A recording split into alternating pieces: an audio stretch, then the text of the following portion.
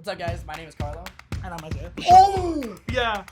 Yeah, cut that out. He looks like he has a McDonald's logo. I don't want to listen to you, Dad. Dad, I don't want. Cool, Gardevoir's nice. More than one way.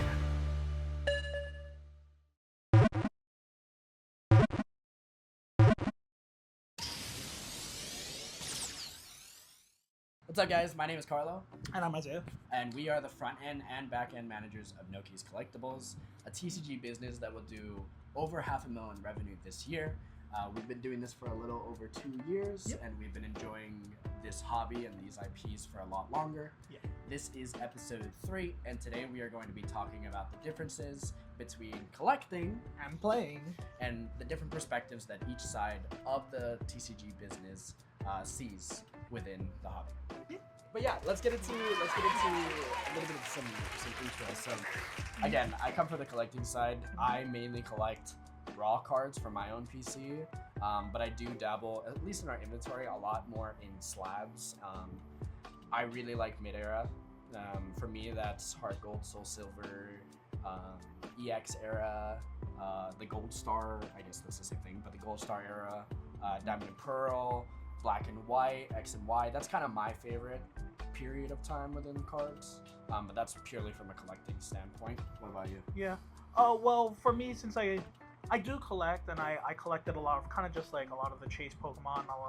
Some of the Pokemon got to me through the VGC, and then I was able to start collecting a lot of the Pokemon that I use there. So like I'm a huge Dragonite fan. I love Arceus. Metagross is cool. Gardevoir is nice. More than one way, but right,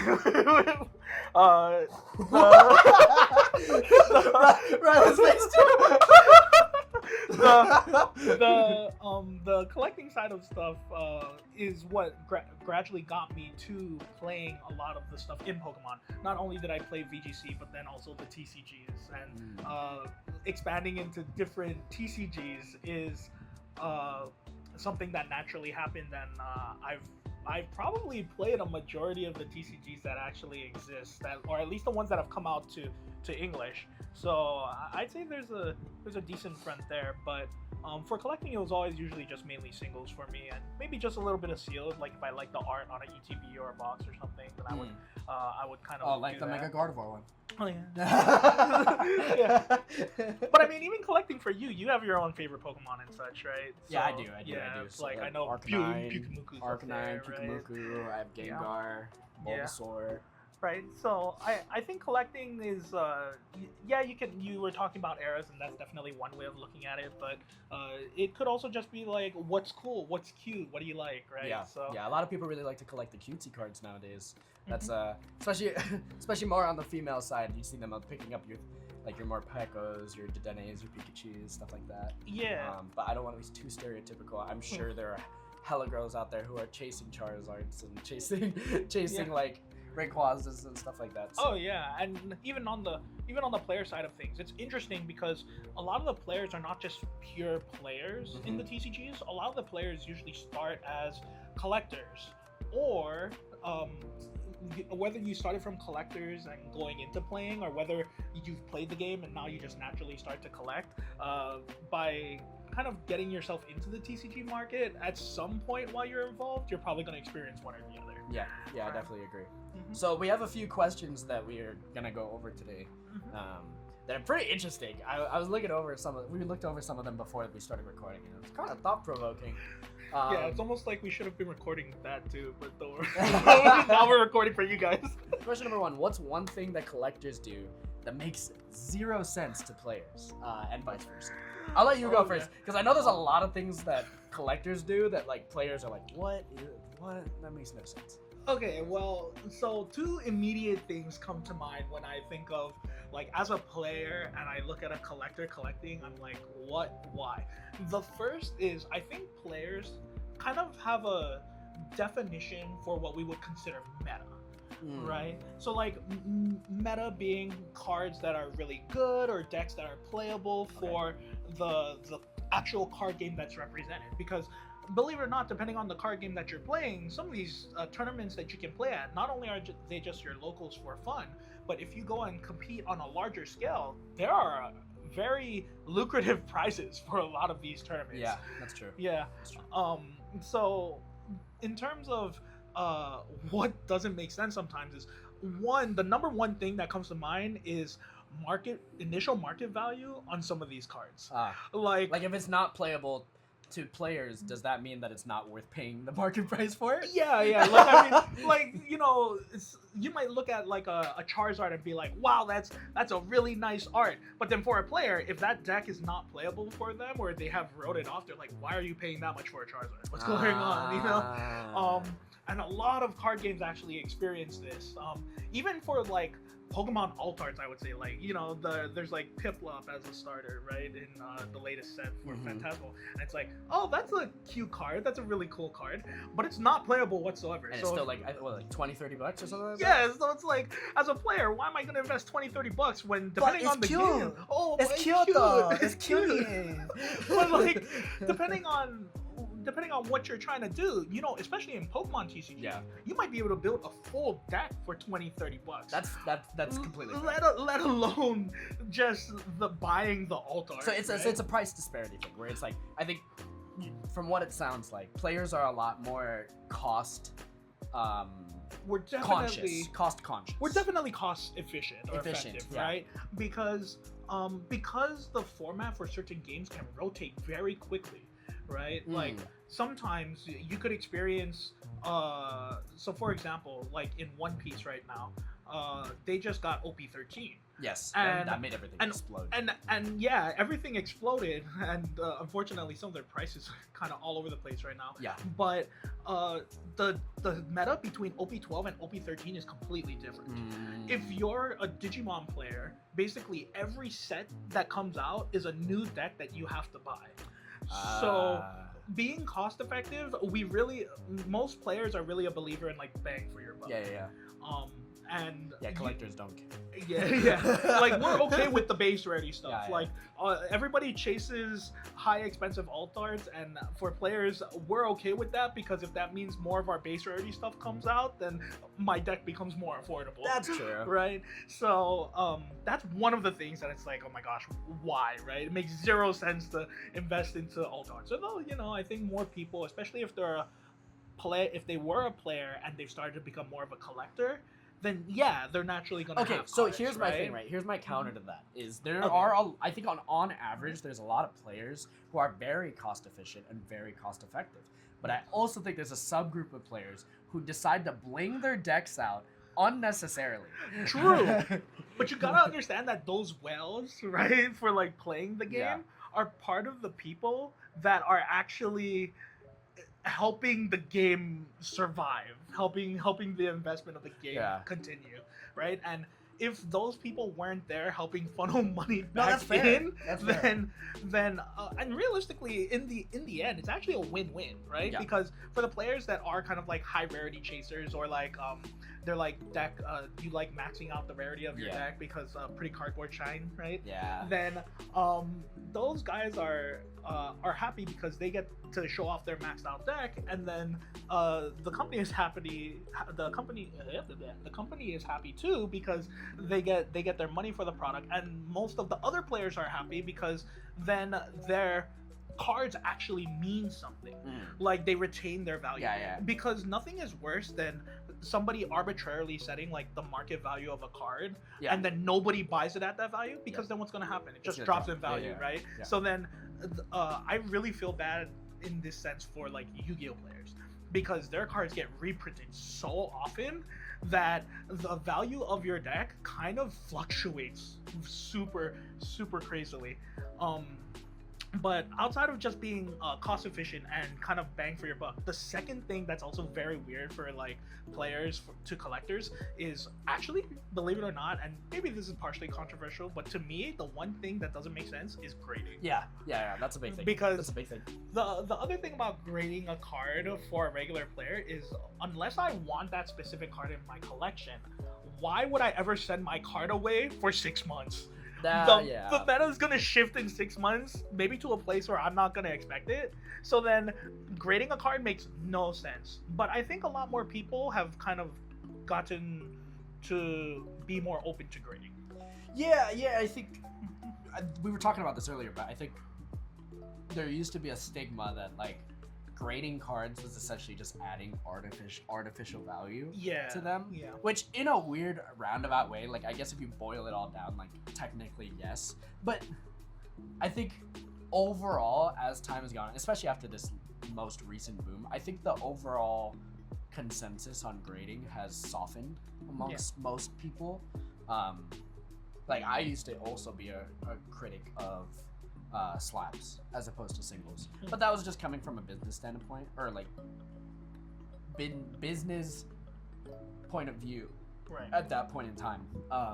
But obviously now slabs have become a lot more prevalent, and you do see players starting to grade a little bit more now as opposed to before. I think people are more open to the fact of that like graded cards are part of a collection. So because graded cards are part of a collection, then like now people are a little more open to like, oh, okay, well if I'm gonna send this up to get graded, obviously I can play with it. But when it comes back, hopefully it's a good enough grade to be in my collection. Well, imagine just a whole like deck of slabs.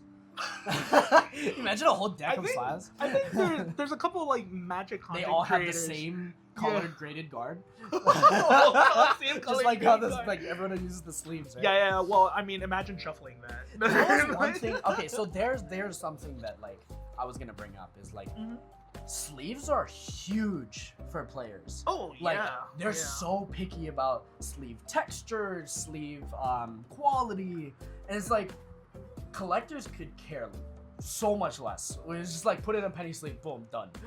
So is that your thing, right? So like if players are kind of weird with the, but like grading here's the thing is like right? talking to you, I understand the utility behind it now, Right. right? But like I think there was a point in time where I was just like, why are you switching out the sleeves for the same deck that you're using every other month? It's like, did you get that bored? Like, Well, okay, so but I guess it's like getting a new phone case for your phone, right? kind of, Okay. but sleeves are also utility, right? Because just like how, you know, especially for players that like have max rarity in their decks, right? Like you don't want your deck to get damaged. That's right. fair. There Like- are a lot of people who like triple sleeve their cards. Yeah, well, triple sleeve, yes, but it's actually crazy if you watch the Pokemon World Championships that they actually in one of like the top 8 or top 16 matches, there was someone that shuffled their deck like a riffle shuffle. What do you mean by that? Like a Oh, like riffle the, shuffle. Yeah, to the Ooh. opponent's deck is wild. Imagine you do that, right? Like, and It's not playing cards, bro. right, and not playing cards, but some people do that. That's so it's horrible. Like, yeah, so other than the utility of the accessories, right? So like sleeves are helping protect the protect the cards. You try to keep it nice, and you try to make it shuffle well, right? Because you don't want to accidentally damage your stuff either, right? Yeah. I actually think, TCG players really care about their accessories. There are some people that like really nice stuff, and there are some people that are okay with just whatever gets made. But especially for shop owners, if you're a shop owner, it's interesting that a lot of the times when you're a player, especially when I was playing, that things like sleeves and deck boxes and other accessories would end up being on sale. Because to me, that's one of the few things that players are going to need. Always, right? yeah. Like they're always gonna need it. If you own a retail store, you should always be stocked with all of your TCG accessories. Hey, yo, right? Dragon Shield, if you guys are looking to add a wholesale partner to your list, we're down. Right? Like I love your sleeves. right? The Dragon Shield sleeves, love or even Dragon just like Shields. binders or over sleeves, like all these things players need and they constantly replace. Yes. Right? So because they're such a necessity, it's so weird to me whenever I go into a shop and then all of that stuff is on sale. Yeah. Because it's like, why is this stuff on sale? I mean, I was gonna buy it anyway, No, but isn't it now I'm crazy just though, more like- incentivized to buy like it. nowadays, right? like I think about it now, and I'm like, there's a lot of people who will just like, without like unconsciously, they won't even think about it, but they'll pay like $7-8 for a pack of 25 top loaders, and they won't even bat an eye. And I'm Yeah. like, do you know how much the store is paying for that? They're paying like $2. Oh yeah, it's kind of crazy. Like, just even on the collecting side too, Yeah. like top loaders, like your penny sleeves, your team bags. They've gotten like, more expensive. yeah, I mean, outside of general inflation, right? But Yeah. it's crazy to me that like for accessories and supplies, people will just buy them. But then when people look at your like $5 to $7 singles, they'll be like, nah, I'm okay, right? But you'd be willing to pay that for It's it. like, that's for your expensive. net- yeah. That $7 card is overpriced. But I'm gonna Right. pay $9 for top loaders. Yeah, right? I'm like, okay. Yeah, sure. I guess, right? Whatever. But I think that is definitely something that like, okay, I can see that too. From a collector POV to a player, it's like, oh my gosh, why are you spending a ludicrous amount on accessories and sleeves? Like I myself personally, oh my goodness. His collection of sleeves and playmats and binders alone is how much would you say? For better or for worse, it's probably 4 digits. Yeah, I was gonna say. Yeah, like I've easily 4 digits done worth of accessories. accessories. Not the greatest. I think the most expensive sleeve I've ever picked up was like $80. Don't you have a playmat right now that's like $200 or something? Yeah, I do. But I want it. I want it. It's like Worlds though. Like those things don't become as like you don't think about them until when we were at Worlds. For context, the World Championships for Pokemon. That's VGC, TCG. What is it? Pokemon Go. Yeah. It was just Unite, everything. Unite, all those. So the championships were held here in 2024. 24. Yeah. Yeah, 2024. Yep. And I'm wearing the shirt. oh yeah, he's wearing the shirt right now. Yeah. But when they came here, I think the general base knowledge of accessories and stuff like that across in Hawaii went up. Like I was like, oh, sleeves, playmats, all these things like coins, dice. Oh, These actually hold market value, and I never really actually think about that. yeah. It's amazing what slapping like limited or collector's edition can do to the value of stuff. Like especially if the company that really likes to do this a lot is actually Bandai. Bandai does a lot of collector's editions for things, and they'll pre-sell them in advance. Like Yu-Gi-Oh did this too with the silver blue eyes or the gold dark magician sets. Like they made really nice ones, and they basically just pre-sold them at like $1,000 each. But people were buying them. Like and even for like Bandai, like I think right around now for premium Bandai, in Gundam you could have gotten your like Wing Zero 30th anniversary set. But it's amazing what nice art plus shiny cardboard and limited collectors will do to a market. And I think the same thing goes for any kind of new product that comes out too. Yeah. Which is the one thing I will say that both collectors and players probably stand on the same field on, where it's like all we really desire is like good product. If we get good quality product, then everybody's happy. Yeah. Right? Yeah. So how do you determine the value of a particular card? Right? Whatever TCG player and alt says. Oh! To be fair. Right. Just say it's so from the collecting side of things, I think sales data is like the only thing we use to like you look at sales data, but also it's just like do you like the card? Do you like the artwork? I think it's a lot of for collectors it's very artwork based and nostalgia based. I think for a lot of collectors, we buy things based off of nostalgia and emotion, right? It's a lot less objective compared to the purchasing decisions of like let's say a player, where it's like a player might look at a card and be like, this is going to be great this is going to be meta viable for my deck, this is going to be usable, there's utility behind this, versus I might look at a card and be like, oh, pretty, I remember having that card as a kid, how much is it, $1,000? Okay, it looks like it's selling for that. Sure, here's my money. You know what I mean? Like, it's basically like that. I can see that, but I definitely think the value of a card for a collector, since you guys, like you said, the sales data is probably what drives the price of it. Your decision to buy it is definitely probably more like nostalgia, emotional, right? Emotion. Yeah. And some people like to think that there's like good buys or deals, but realistically everybody has something that they want, right? Yeah. So even as a collector, there's always going to be something that you're going to be like, ooh, I want that, Yeah. At some dollar value you're going to be able to buy or get a specific card. For players, it really just it's not even the value of the card that we're looking at that determines its value. It's kind of paradoxical oxymoron there, right? The value determines the value. Whoa, but it's how good it is, right? Because playability of a card matters so much more to players than actual market value of the card. Yeah. But it's so funny because sometimes depending on how good a set is, the playable decks will end up also just being dirt cheap, right? Yes. Like we had just used the example of OP12 to OP13 shift for One Piece.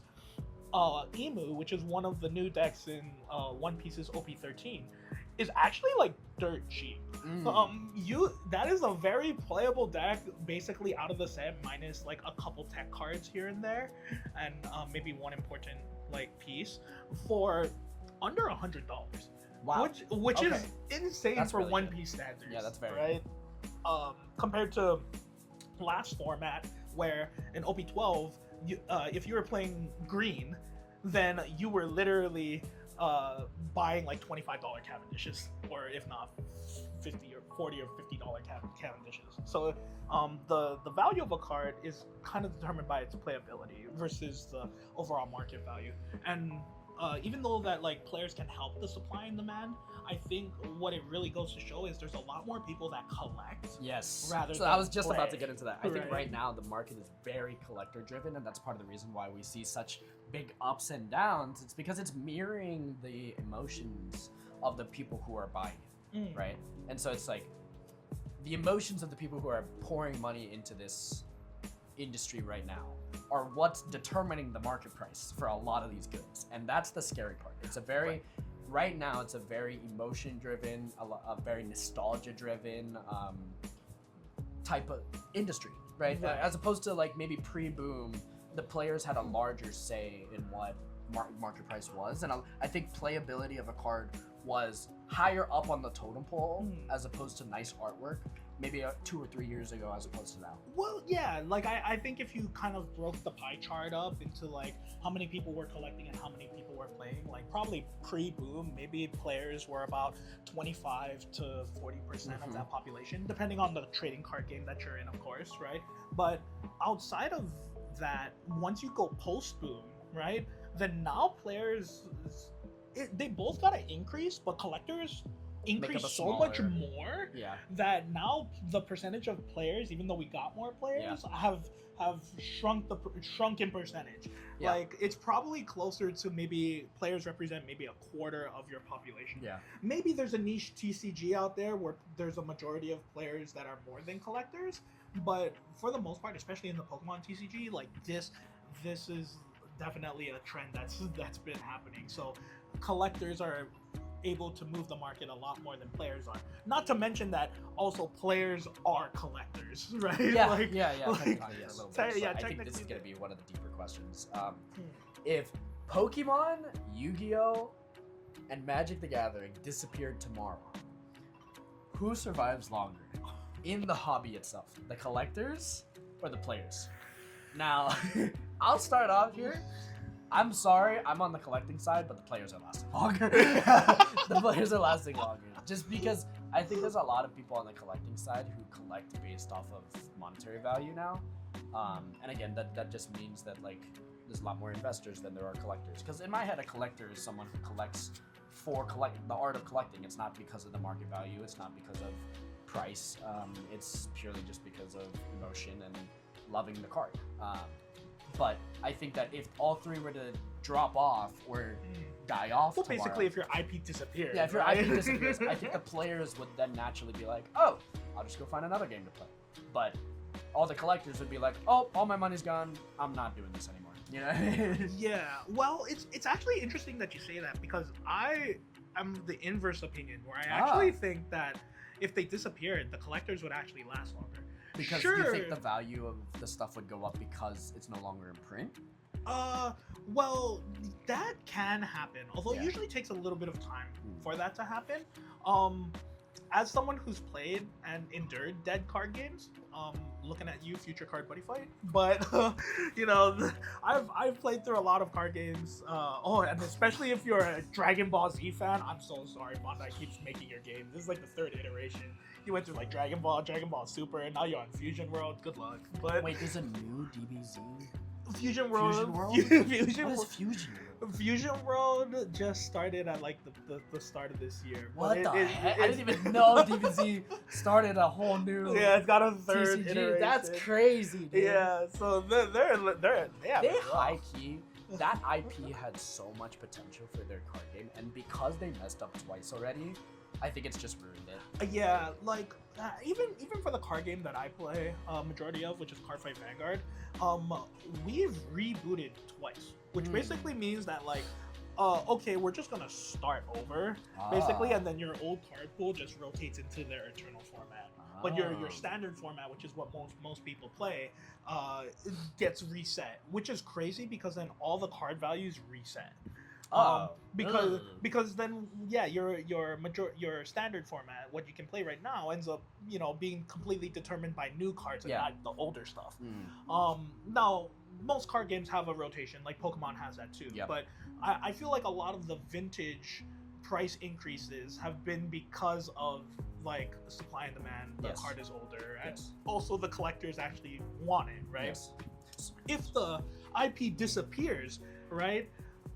Yes, it's probably easier for players to probably move on to a different card game, but I think there's so many more collectors that they'll probably always, even if Pokemon, Yu-Gi-Oh, or Magic, the big three, disappeared, they would always probably just like, you would have a niche amount of people still collect and invest in it, because there would be a lot of people that would like probably sell out basically if it disappeared, right? It's on the collecting side. But now that means the supply increases and the demand goes down, right? That's now everything that's expensive becomes cheap. Yeah. And a lot of the people that want to still hold on to the IP can hold on to it. Yeah. Right. That's why every now and then you actually see some like super old Pokemon like reappear out of nowhere. Yeah. It's because like Pokemon wasn't really explosively popular for a long time. Yep. And then all of a sudden, in this like garage warehouse, you see just like a bunch of old vintage come out of nowhere, right? Yeah.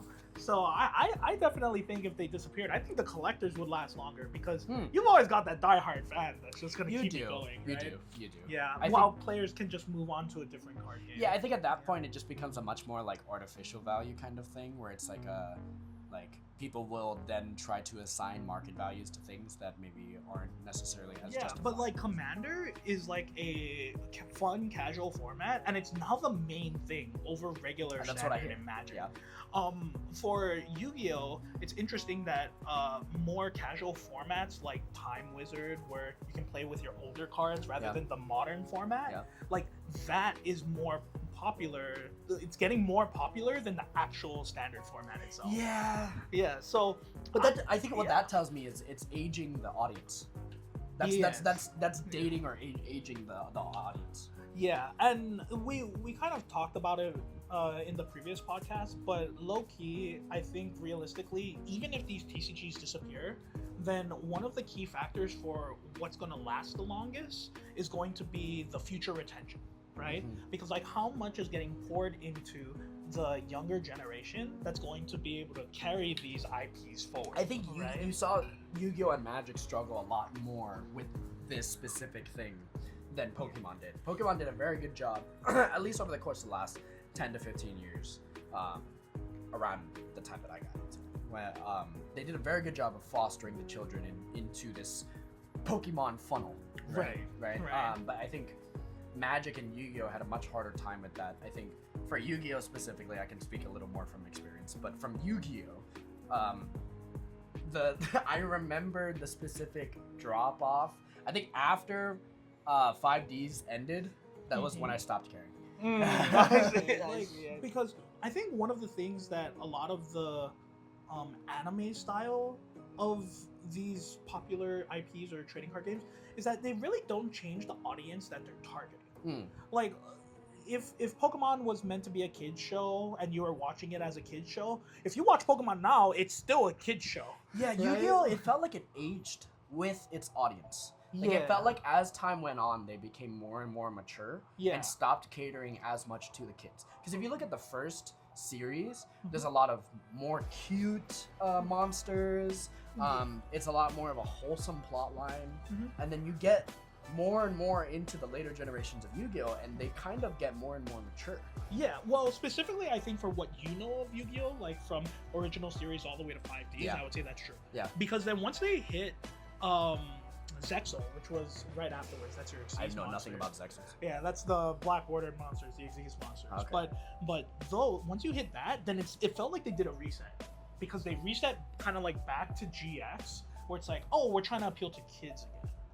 Right? That's where I kind of think the Yu-Gi-Oh! Marketing was trying to age with its audience, but then they realized that if they don't foster younger people into the hobby, it was gonna die. Is the anime still going? Yeah. Who are we on now? We're on 7s right now. Who the? Quick, frantically search Yu-Gi-Oh! 7s. What is he talking about? What is this? Yeah.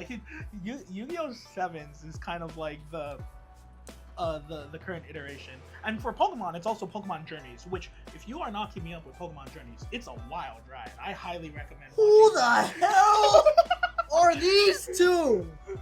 Insert clip art of what Carlos currently looking at, because Rylan, do you recognize this too?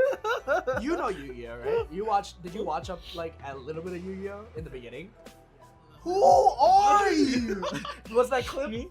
Wait a minute. Who are you? Like, and it's so interesting too, because that's the current iteration of Yu-Gi-Oh! And the reason why nobody really likes the current iteration of Yu-Gi-Oh! is because the way they duel is called a Rush Duel. And they made Rush Duel the main? This is the Rush Duel series. So that's where it came from. And Rush Duel is a great idea. You can play it actually on the video game. You can play it. They have like multiple Switch games, and you can play it on Duel Links. It looks like he has a McDonald's logo on his forehead. Pop up the picture of his face. He looks like he has a McDonald's logo on it. I mean, it's probably true. But there's gonna be so many Yu-Gi-Oh people who are like, "Hey, ease off my boy." Or maybe they'll be like, "Yeah, I agree."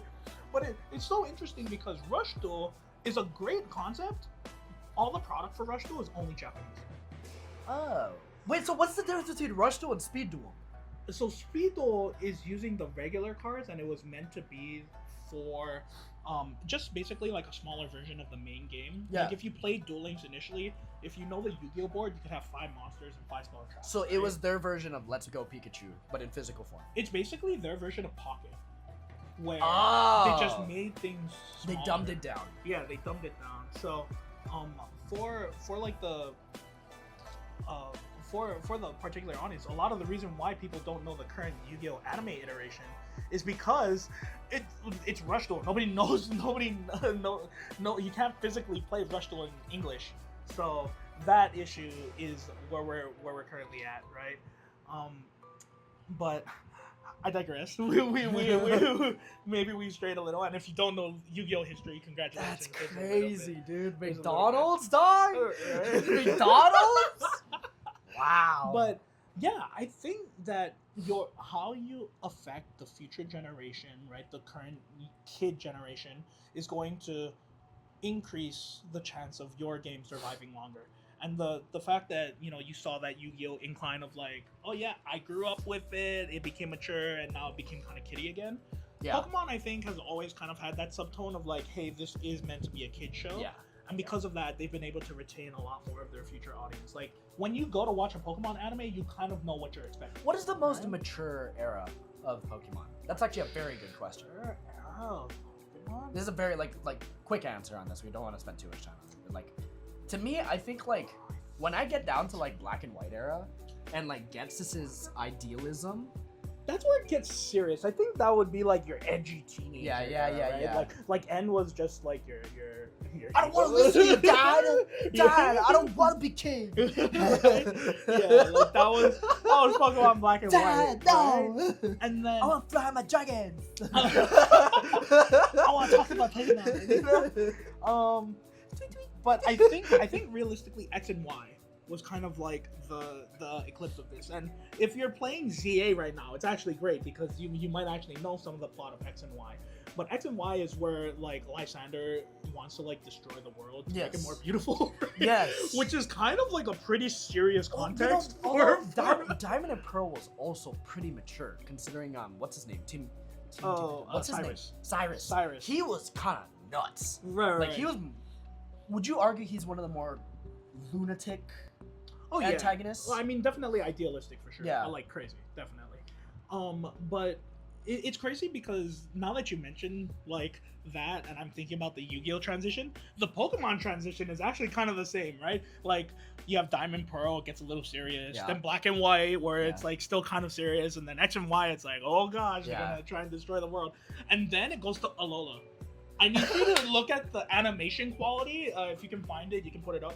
Put like the animation quality from all these series together, and then look at Alola, because Alola looks like a kid just doodled. No, you know what? No, you know what? Now that I think about it, you can even tell that they catered more towards kids in the way they animated the characters. Yes. Because in like Black and White, they made a lot of the like, particularly the female characters, a lot more mature. Yeah, I guess that's the way to put it. Mature looking, right? Hey, Pop up a picture of like Bianca or something, and then take a pic, and then you look at like Lily from like Alola region, and like put the two of them next to each other, and it's like, hey, these are from two different eras. Can you tell? Right. Well, even just like the maturity of the characters themselves, right? Like you look at the champions, right? Yeah. Like Cynthia. Yeah. Right. Then Alder. Yeah. And then Diantha, right? Like she's this pretty bad Gardevoir. But if you're playing Zia right now, then that's kind of like the serious tone of it, right? And then it resets really hard into Alola, where it's like it's very kiddie. You know, they do the Z move, they got the dancing and the stuff like that. And if you look at now, like even like Horizons, it like seems very kid oriented.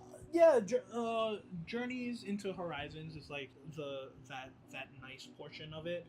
It's very kiddie, but even like the second season of Horizons, they have a couple episodes that are like kind of questionable, okay, where it's like, wow, wait, I thought I was watching the kid show, like, okay, but yeah, no, it's definitely interesting to consider like if these IPs disappeared, will we still care about it, right? Yeah. Who's gonna survive longer, collectors or players? Because it's interesting that we had reverse thoughts initially about it, but the more I talk about but the more I talk about it, the more I'm like, you know, even if the IPs did disappear, I think everybody would kind of survive.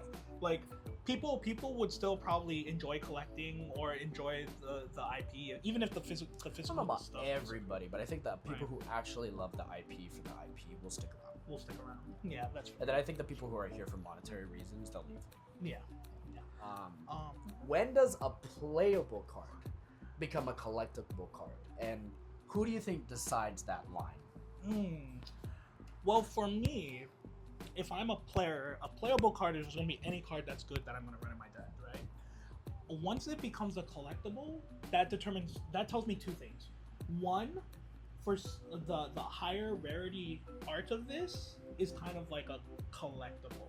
Like, as a player, I can survive on base rarity, right? Yes. Which is what we were talking about earlier, where I want bang for my buck, right? But a collectible is probably easily defined as like a higher rarity, because then not everybody is going to have that as the base rarity, right? Yes. When everybody has kind of like the same thing, then it's not rare at all, right? Yeah. So to me, a playable becomes a collectible once you do a rarity bump to it. And it's very interesting because sometimes for a player, the high rarity is the collectible, right? Yeah, Like that's the thing with, I think players have a much more well-defined line or like metrics to decide what is value and what's not value. Well, and like, because I'm thinking about it now, and I'm like, if I were to try, which I'm not even gonna try to attempt to, but like, if I were to try and attempt to speak for the entire collecting community, right? How am I going to try to sit here and say, oh yeah, like a card becomes collectible because of this? I can't. Like, like everyone collects for different reasons, and I think the other part of it too is, like we talked about earlier, people's opinions and feelings are what determine the market value on collectible cards. And so if those change all the time, then there's no real metric to To other really- than rarity and scarcity. Yeah. But those aren't necessarily things that I think the average collector thinks about as much as like a player. Well, it's interesting because you mentioned scarcity, and I feel like players don't really think about that, right? Like for players, because we have, I guess, a little more of a defined line in terms of like, this is my base rarity Yeah. of the card. This is what I know the higher rarity is, right? It's easy for us to kind of determine like playable and collectible, but it's actually interesting because players technically have one more subcategory. Because if there's a playable card, there's a ton of non-playable cards. Yes. And then when you consider non-playable cards, it's crazy that like a collectible, like a higher rarity non-playable card to a regular player, unless obviously that player is a collector, right? A higher rarity of a non-playable card is worse to a player than getting a playable card. Yeah. Like I could pull like maybe like a $20 alt art out of my pack, Yeah. but if it's not playable to me and I'm You're not probably gonna collecting sell it, I'm either gonna sell it or I really don't care about it. You know what I mean? Uh-huh. Which is probably interesting Yeah. because I feel like a lot of the collectible cards are so market centered Yeah. that you have that metric to like actually maybe that is the metric for most people, especially the investors, right? Like the investors probably definitely use market price as like a metric for like, okay, this is the difference between like a collectible versus not collectible, right? Actually, do you think there's like a sub bracket for collectible cards in that sense? Like, you know how playable can be broken up into like playable and non-playable? What about collectibles? Do you think that like is a collectible card something you can sub bracket? I think there's good holds and there's bad holds. There you go. I think that's probably the two categories that people would put collectible cards into, and it's like you think about cards that are like really overprinted, right? Yeah. So like you think about like a lot of people are arguing that the Bubble Mew right now is super pumped, right? And then there's a lot of people who are like, no, it's not. It's a Bubble Mew. And then there's a lot of people who think that the Van Gogh is super pumped. That one was a little more proven because of the drop off in price recently. But like, those to me currently are not good things to hold on to right now, right? As opposed to I'd be a lot more privy to holding a gold star of the same value. You know what I mean? Right. Because in my head, or at least I think in general, I think gold stars are considered to be one of the best investments or long-term holds in terms of the collectibles market. So yes, to answer your question, there's good holds and there's bad holds. Yeah, okay. And then there's mediocre holds, I guess. Right, but like if you're splitting it up in terms of like holds, then all the variables that affect what a hold is, Yeah, right? yep. So, but that's a good way of kind of like deciding the line, right? Because then the line between it doesn't really exist between like a playable card and a collectible card. Like I think there probably is already a defined line for that, right? But it's depending on whether you're a player or a collector, right? How is your mindset going to view about that card?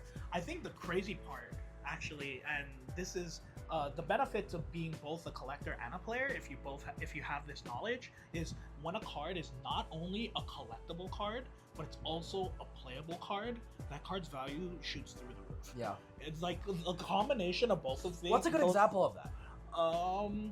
When Charizard was really good, out of Obsidian, the initial price of it was insane. Gardevoir EX was one. Gardevoir was one too. Like it was playable initially. Unfortunately, it was just short-lived. Yeah. Because on the playability side, people found out how to beat that deck pretty quickly. You know, was one that like I can clearly remember, like, oh, that's only popular because it's playable. Yeah. Raging Bull. Yeah. Remember when that card was $100 raw? Yeah, no. I was like, I'm not paying $100 for a giraffe looking ass.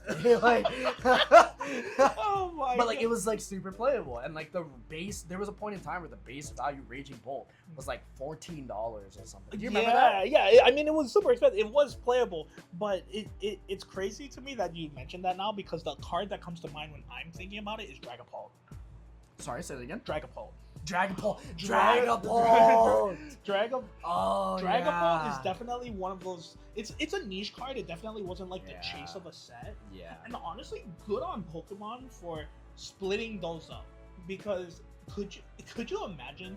All right. If the Dragapult EX SIR was in. Well, could you imagine a set where the collectible card and the playable card is the same?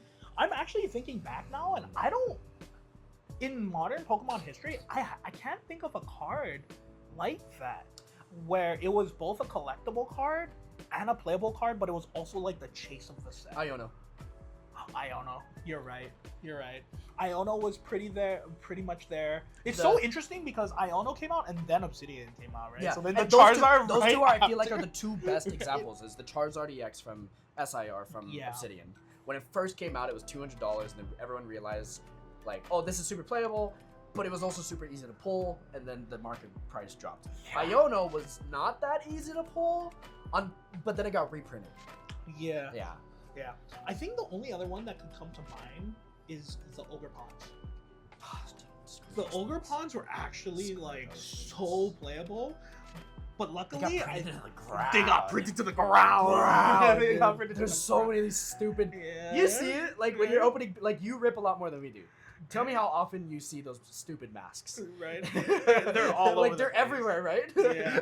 Yeah, and not only that, they've gotten like promo reprints too. Yeah, that's But- the other But part. I will say that is one cool thing about Pokemon, where it's like, if they know that like a card needs a reprint, they're not gonna hesitate to reprint it. But at least they're nice enough to give you a different art.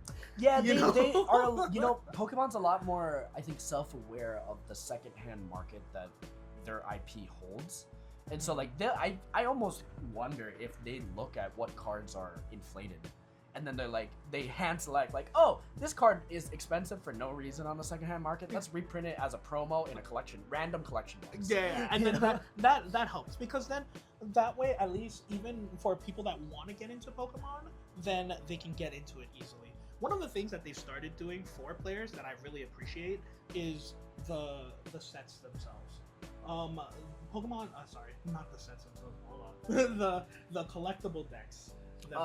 Like Pokemon will every now and then print just like a playable dex just like out of the box, and they do this in Japan way more than overseas, which honestly they should do it way more overseas. Yeah, because, they only give you the really bad decks here. yeah, or well, what it is not that it's a bad deck, it's that we get it so late That's not viable. that anymore. it's not viable anymore. Do you remember when they gave us Ampharos EX deck? Oh, it's so What was bad. that supposed to do?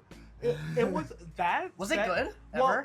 it was good when it came out in Japan because it was a transition into the new era. Uh, But then we got it so late here in English that it did not matter. it came out same time as Lucario EX deck. Yeah, right? Okay. same problem. But yeah, no, like that's a good way of distinguishing kind of like the difference between a collectible card and a playable card to me, where it definitely is dependent on where you lean more. Yeah. And it's okay to be both. You can be Yeah. be both. That's a huge like thing that you don't. Yeah. You they can coexist at the same time. You can't. There's no way that you're not just one. You can exist amongst. You can exist as both, because I myself would definitely say I'm a player and a collector. Yeah. So I at one point was a player, but I now more consider myself collector. a collector. Right. But what do you guys think? Do you guys think this was Noki news or Noki nonsense?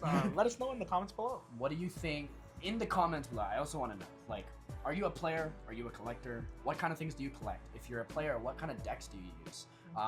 What are some observations that you've noticed that distinguishes players from collectors? And do you find those things annoying? Do you find those things cute or funny? Or, like, how do you feel about the distinguishing between collectors and players? And let us know down in the comments below. All right. Shoots!